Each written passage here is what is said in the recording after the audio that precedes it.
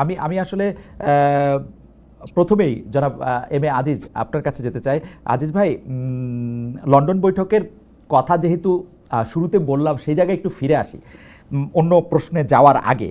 সেই লন্ডন বৈঠকের পরে আমরা জেনেছি যে জনাব তারেক রহমান প্রধান উপদেষ্টা ডক্টর ইউনূসকে বলেছেন বিএনপি ক্ষমতায় গেলে ডক্টর ইউনূসকে তারা কাজে লাগাতে চান। ডক্টর ইউনূসকে বিএনপি কিভাবে কাজে লাগাতে পারে? মানে একটা তো আছে যে বাজারে গুজব আছে যে বিএনপির সাথে ডক্টর ইউনূসের এক ধরনের সমঝোতা হয়েছে, যে বিএনপি ক্ষমতায় আসলে ডক্টর ইউনূসকে প্রেসিডেন্ট করা হবে। একটা তো ব্যাপার আছে যে ডক্টর ইউনূস চেয়েছেন যে বিএনপি যেন তাকে কোনো রকম কোনো ডিস্টার্ব না করে। একটা গুজব আছে যে ডক্টর ইউনূস চেয়েছেন যে তাদের যেন পরবর্তীকালে কোনো মামলা মোকদ্দমা বা তাদের কোনো রকম কাজের জন্য বা তিনি যেগুলি কাজ করেছেন সেই ব্যাপারে যাতে কোনো প্রশ্নের সম্মুখীন না হতে হয়। আপনার কাছে কি মনে হয় আজিজ ভাই? ধন্যবাদ আপনাকে।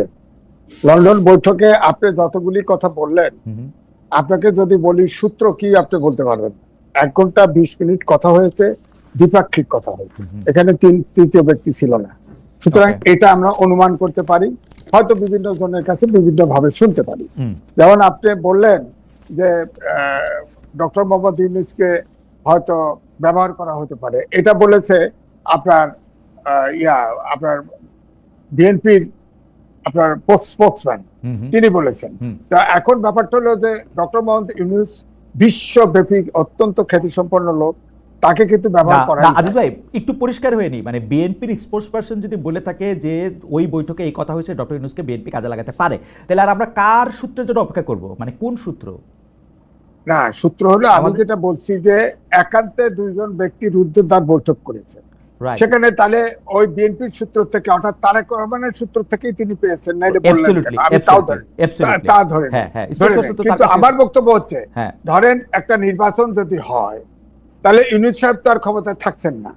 তিনি যেভাবে ইন্টারন্যাশনাল ফিগার এবং তার বক্তৃতার টাকা পয়সা দিয়ে head of state, head of government শোনে, সুতরাং তাকে তো ব্যবহার করাই যায়। তিনি আমি তো যখন ডক্টর মোহাম্মদ ইউনূস আওয়ামী লীগের সময় 6 তলায় হাঁটায় উঠায় লিফট বন্ধ করে, তখনও বলছি যে তিনি জাতীয় সম্পদ, তাকে তো আমরা জাতীয় স্বার্থে ব্যবহার করতে পারি, কারণ তার তো সারা বিশ্বব্যাপী কানেকশন আছে। এখন অন্তর্বর্তী কি আসলে কি ব্যবহার করতে আমি বলতেছি, সে অন্তর্বর্তীকালীন সরকারের এখন প্রধান, তিনি তার পরিচয় কিন্তু এখন কাজে আসছে না। কারণ অন্তর্বর্তীকালীন সরকার যে সবাই দেখা হলে বলে সাহায্য করব, যে সাহায্য চান, কিন্তু কেউ সাহায্য করে না, কারণ প্রত্যেকের পুঁজির কিন্তু নিরাপত্তা চায়। অন্তর্বর্তীকালীন সরকারের কাছে সেই নিরাপত্তা কোনো দেশই আস্থা রাখতে পারে না। এই জন্য তিনি কিন্তু কোনো কিছু জেনারেট করতে পারছেন না, কোনো বিনিয়োগ নাই, কোনো ব্যবসা নাই। সেই প্রসঙ্গে আমরা আসবো আজিজ ভাই, সেই প্রসঙ্গে আমরা আসবো। আপনি আমাকে বলেন তো যে ডক্টর মোহাম্মদ ইউনূস কি জনাব তারেক রহমানের কাছে চাকরি চাইছেন? না, আমার তো মনে হয় না। তাহলে মানে বিএনপির স্পোকসপারসন যখন এই কথা বললো, তাহলে এইটার মানেটা কি, এটা ইন্টারপ্রিটেশনটা কি? মানে ডক্টর মোহাম্মদ ইউনূস বিএনপি কাজে লাগাতে, আমার অনুমান হচ্ছে ডক্টর মোহাম্মদ ইউনূসকে কোনদিন বিএনপি প্রেসিডেন্ট হিসেবে নেবে না। ওকে, কারণ তিনি ডক্টর মোহাম্মদ ইউনূস তিনি এমনই প্রকৃতির মানুষ, আমার ধারণা হয়েছে তাকে নিলেই এই সরকারকে সে যা মনে চায় তাই করতে থাকবে, সে কারো কথা শোনে না।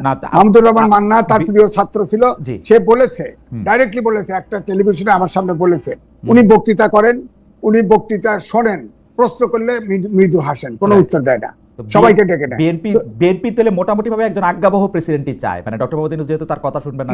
না, আজ্ঞাবহ বলছে না, কারণ বিএনপি তো তার 31 দফা সংস্কারে তো বিএনপি প্রেসিডেন্ট এবং প্রধানমন্ত্রীর মধ্যে ক্ষমতার ভারসাম্য চেয়েছে, হয়তো চাইবে, কিন্তু ডক্টর মোহাম্মদ ইউনূসের সাথে যদি আপনার প্রেসিডেন্ট তাকে বানাতে চায়, সে প্রধান শর্ত দিবে যে সরকার আমি প্রেসিডেন্ট ভেঙে দেওয়ার ক্ষমতা, এই ক্ষমতা দিতে হবে। সুতরাং এটা তো তাকে অ্যালাউ করা যাবে না। তাহলে আমরা বিএনপি স্পোকসপারসনের কাছ থেকে যে শুনলাম যে ডক্টর মোহাম্মদ ইউনূসকে আমরা কাজে লাগাতে পারি, তাহলে সেটা কি কাজ? না, তিনি সারা বিশ্বে ধরেন ওয়েলফেয়ার, বাংলাদেশের ওয়েলফেয়ারের জন্য তাকে ব্যবহার করতে পারে। ধরেন ওয়ার্ল্ড ব্যাংক, বিদেশি প্রতিষ্ঠান, রাষ্ট্রনায়ক, হেড অফ স্টেট, বিভিন্ন জায়গায় আমরা উন্নয়নশীল দেশ হিসেবে যেখানে তার লবি করা দরকার, ধরেন বাংলাদেশের প্রেসিডেন্টের বিশেষ দূত থাকলো বা প্রধানমন্ত্রীর বিশেষ দূত থাকলো বা বাংলাদেশের বিশেষ দূত থাকলো, বাংলাদেশের পক্ষে তিনি সারা বিশ্বের ওপিনিয়ন তৈরি করলো বা বাংলাদেশের স্বার্থে কাজ করলো, সেটা হতে পারে। তবে তারা কি বলেছে সেটা তো আমরা জানি না। দ্বিপাক্ষিক আলোচনায় না আমরা না, অনুমান আজিজ করতে ভাই, পারি যে আজিজ ভাই, তাকে- আজিজ ভাই, আমি আসলে আপনার করকমলে আসছিলাম হচ্ছে এই কারণে, অনেক আগে থেকেই আর কি, গত 15 বছরে শেখ হাসিনা যখন তার এই, আমি কি বলবো, একটা স্বৈরাচারী শাসন ব্যবস্থা কায়েম করছিলেন প্রত্যেকটা জায়গায়, যখন মানে যে রাষ্ট্রীয় প্রতিষ্ঠানগুলির তিনি যখন ধ্বংস করতেছিলেন, আপনি কিন্তু একটা খুবই উজ্জ্বল এবং জোরালো বুলন্দ আওয়াজ আমাদের জন্য। আমি যেই কারণে জিনিসটা বুঝতে চাইতেছি সেইটা হইলো যে বিএনপি আইসা যখন, বিএনপির স্পোক্সপারসন যখন ডক্টর ইউনূসকে কাজে লাগাতে পারে বলে এরকম একটা বলে, এবং আমরা যখন দেখি হঠাৎ করে বিএনপি এবং ডক্টর মোহাম্মদ ইউনূসের মধ্যে একটা খুব ভালো সম্পর্ক হয়ে গেছে, সেই সম্পর্কটার জের ধইরা আবার অনেক ধরনের প্রতিক্রিয়া হচ্ছে, সেগুলো আমরা পরে আসবো, তখন এই বার্তাটা আসলে কি বার্তা ইউনূসকে কাজে লাগানো যেতে পারে? Either way doctor Mohammad Yunus Tarek Rahman সাহেবের সাথে দেখা করে বলছেন যে আমি আপনার বিশেষ দূত হইতে চাই, আপনি যখন ক্ষমতায় আসবেন আপনার আম্মাকে আমার সালাম দিবেন। অথবা হইতে পারে যে তারেক রহমান সাহেব ইউনূস সাহেবকে বলছেন যে প্রফেসর সাহেব আপনি ঠাইকা যান আমরা যখন আসবো। এইদার ওয়ে বিএনপির মেসেজটা তো তাই না, নাকি আসলে কি আপনি কি না message না দিচ্ছেন? না, সেটা আমরা জানি না তো কি মেসেজ। তবে আমি এইটা বলতে পারি, জি। আমি কিন্তু ডক্টর মোহাম্মদ ইউনূসের পক্ষে টকশো করেছি, আমি লিখেছি, কালবেলাতে ছাপা হয়েছে, আমি অনেক রিকোয়েস্ট করে ফেলেছি। আমার একটাই বক্তব্য হচ্ছে ডক্টর মোহাম্মদ ইউনূস আমাদের জাতীয় সম্পদ। হ্যাঁ, সুতরাং তাকে ব্যবহার করা যায়, সে দেশের সাথে কাজ করতে পারে। আমি এটাই বুঝাইতে চাইছি যে শেখ হাসিনা তাকে রাষ্ট্রের জন্য ব্যবহার করলো না, এবং ব্যবহার মানেও কি, এটা তো খুবই দুর্ব্যবহার করলো, ধ্বংসের মতো আসলে ব্যবহার। খুবই দুর্ব্যবহার হ্যাঁ। করলো। লিফট বন্ধ হ্যাঁ, সে লিফট বন্ধ করে দিয়ে লিফট বন্ধ করে ছয়তলা উঠালো। লিফট বন্ধ আমি করে। Right. তখনই আমি লিখেছি, তখনও তার পক্ষে আমি স্ট্যান্ড নিয়েছি। কিন্তু এখন যেটা দেখতে পাচ্ছি, আমার কাছে মনে হয়েছে খুব নরম স্বৈরাচার তিনি নিজের ক্ষমতার বাইরে কিচ্ছু করতে রাজি না। আমার কাছে এটাই মনে হয়েছে। নরম স্বৈরাচার। লন্ডন ডক্টর নরম স্বৈরাচার। মোহাম্মদ ইউনূস হচ্ছে নরম স্বৈরাচার। এই প্রসঙ্গে আমরা হ্যাঁ। এই প্রসঙ্গে আমরা